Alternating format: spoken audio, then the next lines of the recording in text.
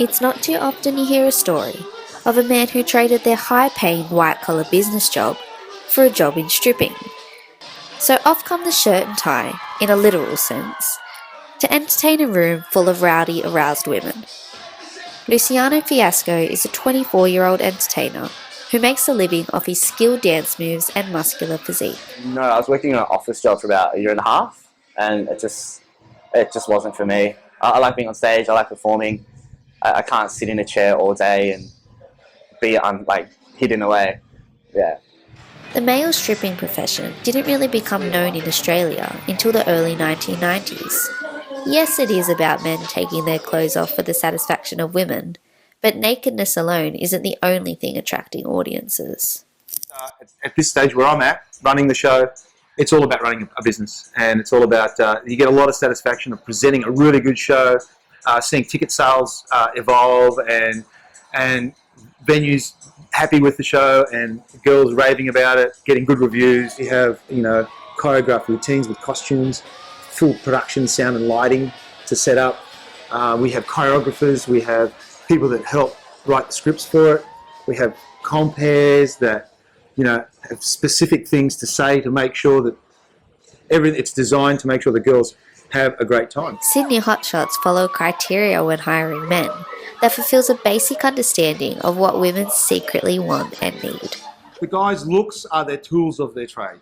They're like subcontractors to us, and they've got to come with their looks. So they've got to go and hit the gym. They've got to have it follow, if they have to, follow a proper diet. Then they have to present themselves in a pleasant appearance, because females are very picky on us, and they will judge us on our shoes, on what we're dressed in, and how we look after ourselves. So it's very important that the guys look. They don't have to be pretty boys, or they don't have to be extremely good looking, but they have to have personalities, and they have to be personable, and they have to love women and treat women with respect. Society's expectations of how a male should look nowadays could possibly be contributing to the amount of men more openly entering the stripping profession.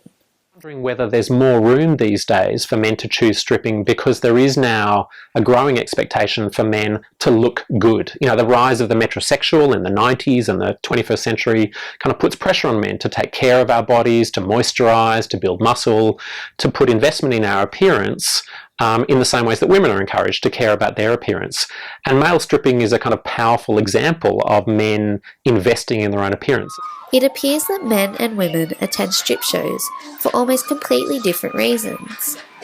Obviously, females enjoy being made to feel special whilst perving on attractive men, but they almost equally appreciate the social aspect of the outing.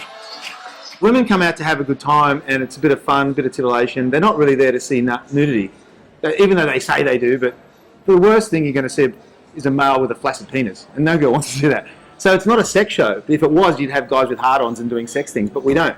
We've got to entertain the girls. Research on the women who go to male strip clubs shows that it's far less a sexual experience for them. When men go to see female strippers, typically a big part of their motivation is the kind of sexual excitement of seeing women stripping, women naked, and so on. And for some of those men, there's an interest in also having sex with those women. But that's far less common when women go to see a male stripper. Typically they have zero interest in having sex with the male strippers themselves. And what's enjoyable about going to see a strip show is the kind of social space and company of other women.